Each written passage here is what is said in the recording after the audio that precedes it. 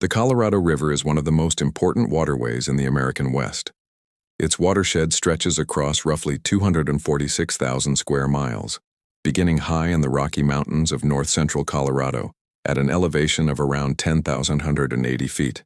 From there, the river travels nearly 1,050 miles southwest, crossing Colorado, Utah, Arizona, Nevada, and California, before continuing into Mexico and, historically, reaching the Gulf of California. But that final journey has become increasingly uncertain. By many measures of the long-term hydrological record, the river has not consistently reached the Gulf since around 1998. Today, the Colorado River supports a huge portion of life and economic activity across the American Southwest. It provides water for roughly 40 million people and helps irrigate approximately 5.5 million acres of farmland. The agricultural economy that depends on it represents an estimated 15% of America's total agricultural production by value. Some of the biggest cities in the interior West, including Las Vegas, Phoenix, Tucson, Los Angeles, San Diego, Albuquerque, and Denver, rely heavily on the river and its interconnected water system. But the Colorado River is not governed by nature alone. It is controlled by one of the most complicated legal and political frameworks in American water history. The foundation of that system was established on November 24, 1922, when representatives from 7 basin states and the federal government gathered at Bishop's Lodge near Santa Fe, New Mexico. There, they created what became known as the Colorado River Compact. The agreement divided the river between the upper and lower basins, assigning 7.5 million acre-feet of annual water to each. Later, under a 1944 treaty, Mexico was allocated another 1.5 million acre-feet. The system was built around the assumption that the Colorado River carried somewhere between 17 and 18 million acre-feet of water each year. There was only one problem. The river had never reliably produced that much water over the long term. The gap between the legal promises made on paper and the amount of water actually flowing through the river has become one of the defining problems of the modern American West. Since around 2000, average Colorado River flows have fallen by roughly 20% compared with the long-term 20th century average. And the decline is not simply a short-term drought. Paleoclimate research based on more than 1,000 years of tree ring records suggests that the period from 2000 through 2025 represents one of the most severe sustained reductions in Colorado River flow identified in the historical record. Researchers including Brad Udall of Colorado State University, Jonathan Overpeck of the University of Michigan, and A. Park Williams of UCLA have helped document the scale of this unprecedented drying trend. The consequences are visible in the reservoirs that serve as the river's largest storage banks. Lake Mead has fallen below 30% of its capacity. Lake Powell has also dropped below 30%. And in 2026, federal water managers turned to additional supplies from Flaming Gorge Reservoir on the Green River in an effort to support Lake Powell and keep it above critical elevation levels tied to the region's hydropower system. The reality is becoming harder to ignore. The river is real. The water shortage is real. The legal agreements are real. But the difference between the amount of water promised under the century-old system and the amount the river can actually provide has been growing for decades. For nearly 100 years, the American Southwest has been built around a water system that assumed a larger and more reliable river than nature has consistently delivered. So how did 40 million people come to depend on a river that may no longer be capable of meeting all those demands? And why was the crisis arguably built into the system from the very beginning?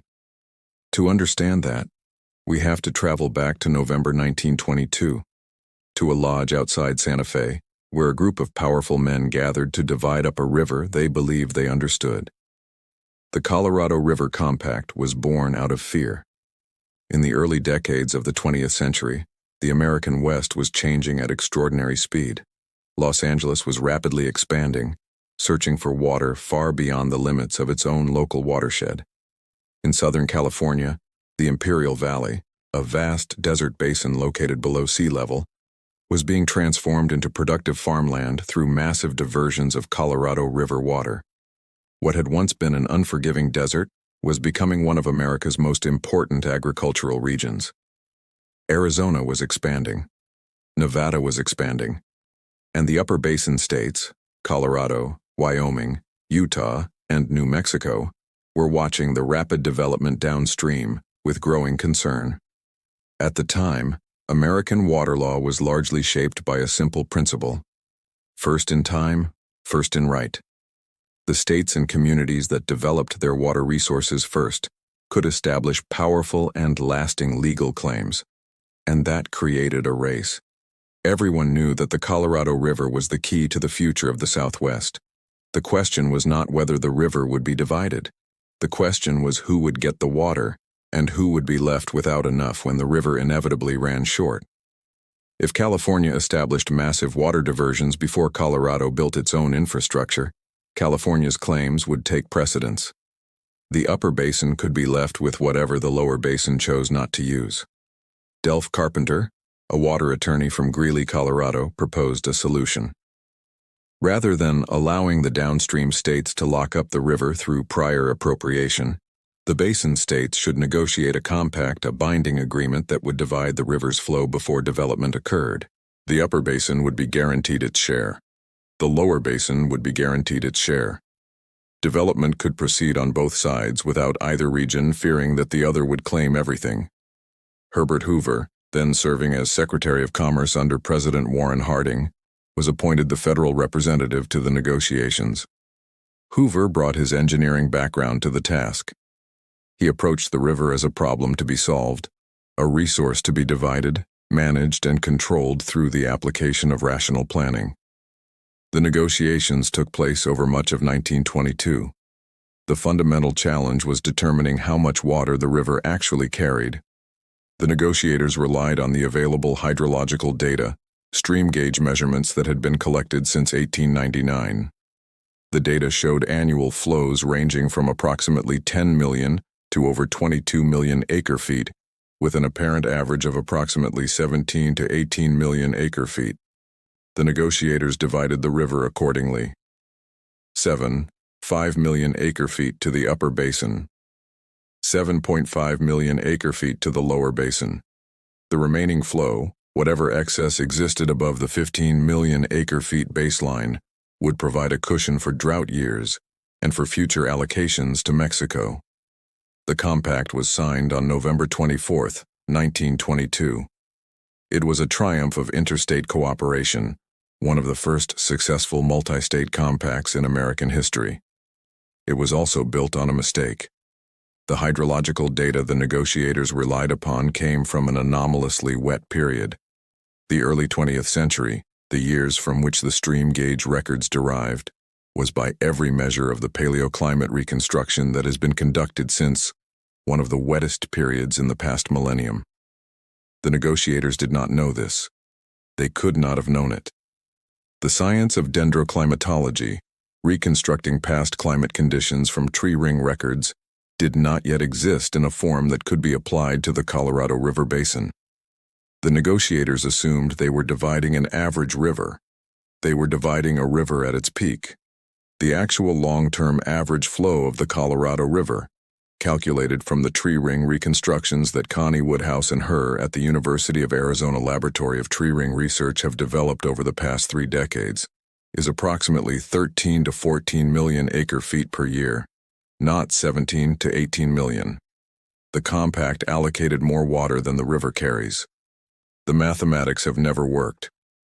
For decades, the structural deficit was masked by the massive reservoirs the federal government constructed. Hoover Dam, completed in 1936, created Lake Mead, the largest reservoir in the United States.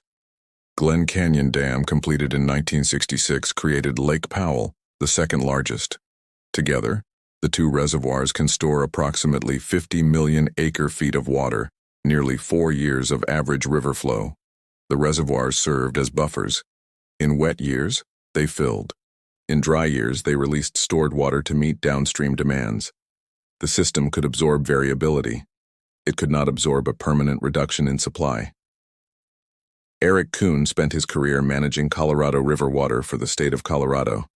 As general manager of the Colorado River District, he watched the gap between paper allocations and physical reality widen year by year.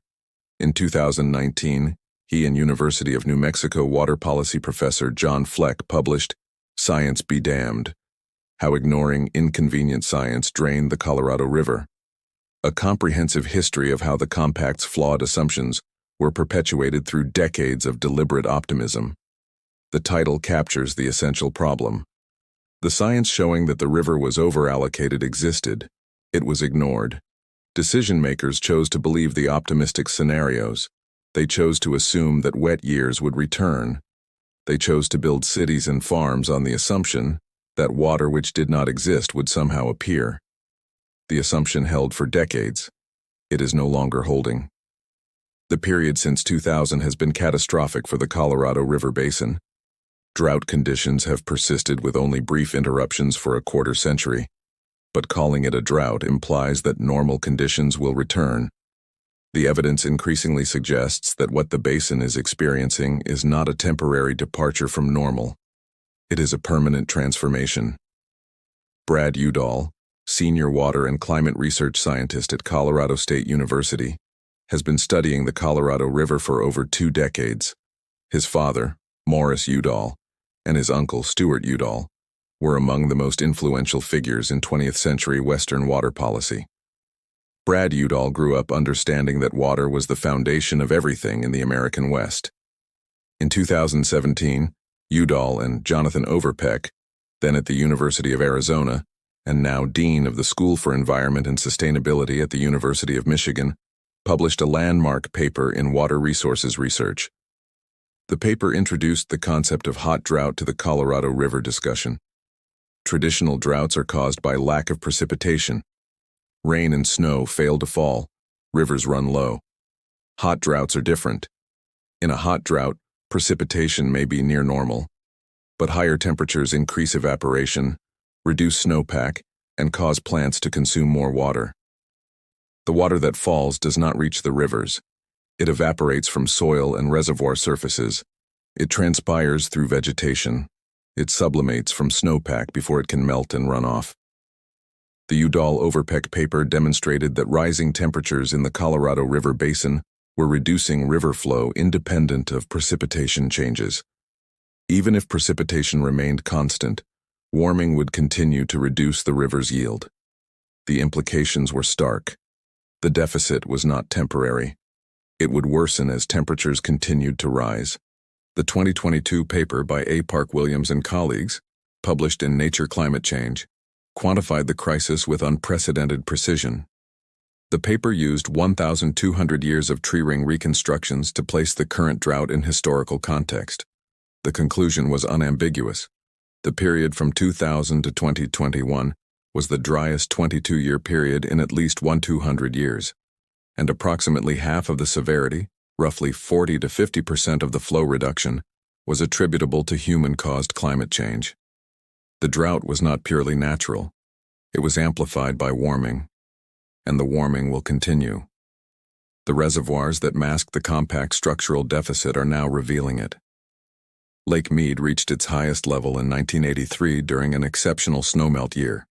It has been declining with fluctuations ever since. In 2021, the Bureau of Reclamation declared the first-ever Tier 1 shortage on the Colorado River, triggering mandatory cuts to Arizona and Nevada. In 2022, the shortage deepened to Tier 2. Bureau of Reclamation Commissioner Camille Kalamlim-Toutan testified before Congress that the basin states needed to reduce consumption by 2 to 4 million acre-feet, approximately 15 to 30% of total current use, to stabilize the system. The cuts have begun. They are insufficient. Lake Powell presents its own crisis. The reservoir serves 2 critical functions. It stores water for the upper basin states. It generates hydroelectric power through Glen Canyon Dam. The power function requires water. The dam's turbines are positioned at specific elevations. If the reservoir drops below approximately 3,490 ft, a threshold called minimum power pool, the turbines can no longer operate. If it drops below approximately 3,470 ft, dead pool, water can no longer flow through the dam at all. Lake Powell has been hovering dangerously close to minimum power pool since 2022. The Bureau of Reclamation has taken emergency measures to prop it up. In 2022, the Bureau released 500,000 acre-feet from Flaming Gorge Reservoir, located on the Green River in Utah and Wyoming, to flow downstream into Lake Powell. The release was a stopgap. It bought time. It did not solve the problem. In 2026, additional releases from Flaming Gorge have been necessary to keep Powell above critical thresholds. The upstream reservoir is being drained to keep the downstream reservoir functional. The cascade cannot continue indefinitely. Flaming Gorge is not infinite. The water being released from upstream storage is water that will not be available for future emergencies. The system is cannibalizing itself. The 2007 interim guidelines were the first major attempt to address the emerging crisis. The guidelines established a coordinated operating framework for Lakes Meade and Powell, with tiered shortage declarations tied to specific reservoir elevations. They were designed to last through 2026, at which point a new long-term framework would be negotiated. The 2019 Drought Contingency Plan supplemented the interim guidelines with additional voluntary cuts and coordinated conservation measures. The cuts helped. They were not enough. The 2026 deadline has arrived. The basin states are now negotiating the post-2026 operating guidelines that will govern the river for the next several decades. The negotiations are contentious. The fundamental problem is that the river cannot supply what the compact promised, and someone must accept less. California holds the largest allocation and the strongest legal position. The 1944 Mexican Water Treaty guaranteed Mexico 1.5 million acre-feet annually. But California's rights predate Arizona's under the complex hierarchy of Western water law. The Imperial Irrigation District, a quasi-governmental agency that controls irrigation in California's Imperial Valley, holds the largest single allocation of Colorado River water, approximately 3.1 million acre-feet annually. The district has resisted cuts. It argues that agriculture is the backbone of the regional economy, that following farmland would devastate communities, that other users should bear the burden of reduction. Arizona is vulnerable. The Central Arizona Project, a 336-mile canal system that delivers Colorado River water to Phoenix and Tucson, was the last major Colorado River infrastructure project completed in 1993. Its junior priority status means it takes cuts before California. Phoenix and Tucson have invested heavily in alternative supplies, groundwater banking, wastewater recycling, and conservation programs. The investments have bought time. They have not eliminated dependence on the Colorado. The Metropolitan Water District of Southern California supplies water to approximately 19 million people in the Los Angeles and San Diego metropolitan areas. It has diversified its supply portfolio, reducing reliance on the Colorado River. But the river remains essential. There is no adequate replacement. Nevada receives the smallest allocation of any basin state, only 300,000 acre-feet annually. Las Vegas has become a model of urban water conservation, reducing per capita consumption dramatically while its population has grown. The city recycles virtually all indoor water use. It has removed ornamental lawns. It has implemented tiered pricing that discourages waste. The conservation is impressive. It cannot conjure water that does not exist. The upper basin states face their own pressures. Under the compact, the upper basin must deliver 75 million acre-feet to the lower basin over each rolling 10-year period, an average of 7.5 million acre-feet annually. If the river's flow continues to decline, the upper basin may not be able to meet this delivery obligation, while also satisfying its own users. Colorado, Wyoming, Utah, and New Mexico have developed their allocations more slowly than the lower basin. They have not yet approached their full paper entitlements. If flow reductions force curtailments, the upper basin may never be able to use the water it was promised in 1922. The indigenous nations of the Colorado River Basin hold another set of claims. Approximately 30 tribal nations have reserved water rights in the basin under the Winters Doctrine. a 1908 Supreme Court decision holding that when the federal government established reservations, it implicitly reserved sufficient water to fulfill the reservation's purposes. Many of these rights have never been quantified. Many have never been developed. The 2024 Supreme Court decision in Arizona versus Navajo Nation addressed one aspect of tribal water rights, ruling that the federal government's trust responsibility to the Navajo Nation did not require it to affirmatively secure water for the reservation. The decision was narrow. It did not resolve the broader questions of how tribal water rights will be accommodated in a basin where existing allocations already exceed supply. The tribes have legal claims. They have not always had the political power to enforce them. That is changing. As the crisis deepens, indigenous nations are increasingly asserting their rights. Any sustainable long-term solution must include them. The physical reality of the Colorado River in 2026 is this. The river carries approximately 12 to 13 million acre-feet in an average year. The legal allocations total approximately 16.5 million acre-feet. The deficit is approximately 3.5 to 4.5 million acre-feet annually. The reservoirs that once buffered this deficit are depleted. Lake Mead and Lake Powell, the two reservoirs at the heart of the Colorado River system, now contain less than a third of the water they were designed to hold. That leaves almost no room for mistakes. One exceptionally poor winter, with weak snowfall across the Rocky Mountains, could push the system closer to a breaking point. Several consecutive dry years could turn an already serious water shortage into a full-scale regional disaster. And yet the population of the Southwest continues to climb. Phoenix has added more than 100,000 residents in a single year. Las Vegas continues to expand. Across Colorado's Front Range, cities such as Denver, Colorado Springs, and Fort Collins continue attracting people from all over the country. The contradiction is becoming impossible to ignore. Millions of people are moving into a region where the water supply is already under extreme pressure, and where the river can no longer reliably provide what the existing population was promised. The solutions are not a mystery. Conservation can reduce overall demand. Modern irrigation technology can help farmers produce more food while using less water. Desalination could provide additional supplies for coastal communities. Recycling and reusing wastewater can stretch existing resources far beyond their traditional limits. And carefully designed water markets could help shift supplies toward uses that generate greater economic value. But none of these solutions is free.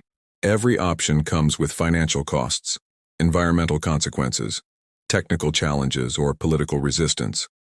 And implementing them at the scale required would demand difficult decisions that governments have repeatedly postponed. Because the alternative is far more dangerous. It is the possibility of Lake Mead falling below the intake systems that deliver water to Las Vegas.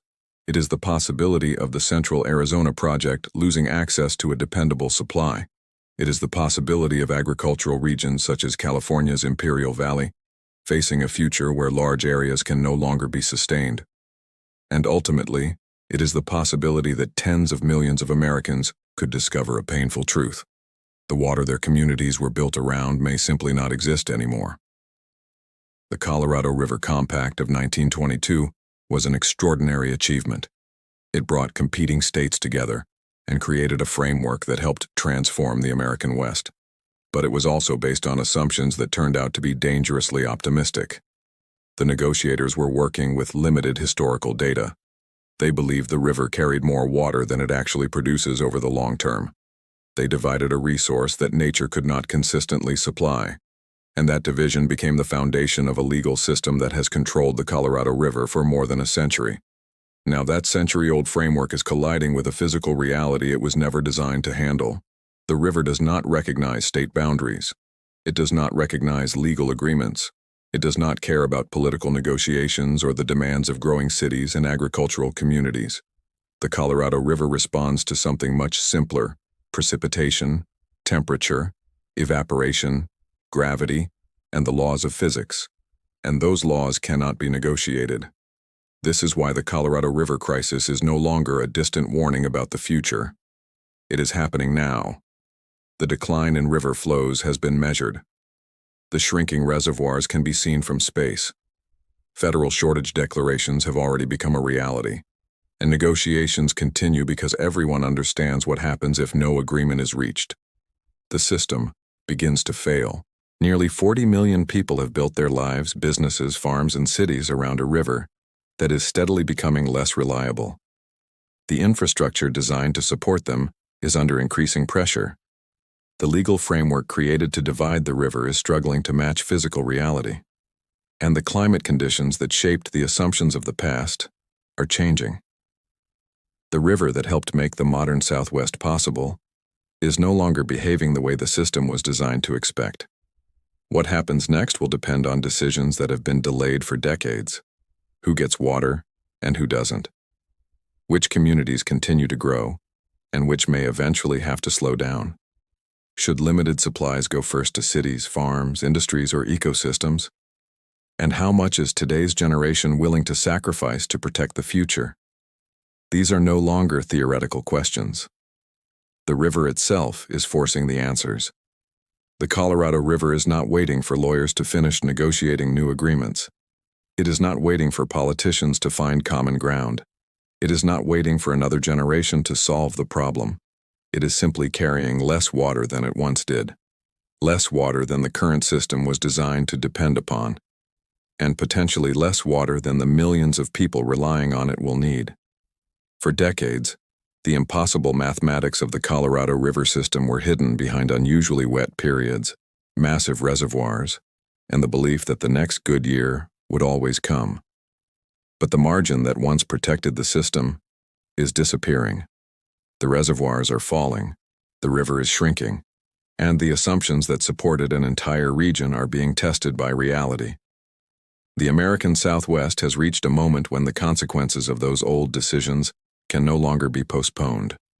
What happens from this point forward will determine whether the region can adapt to a permanently smaller water supply, or whether the Colorado River crisis eventually becomes one of the greatest environmental and economic reckonings in modern American history. The river has already delivered its warning. The only question left is whether the people who depend on it are finally ready to listen.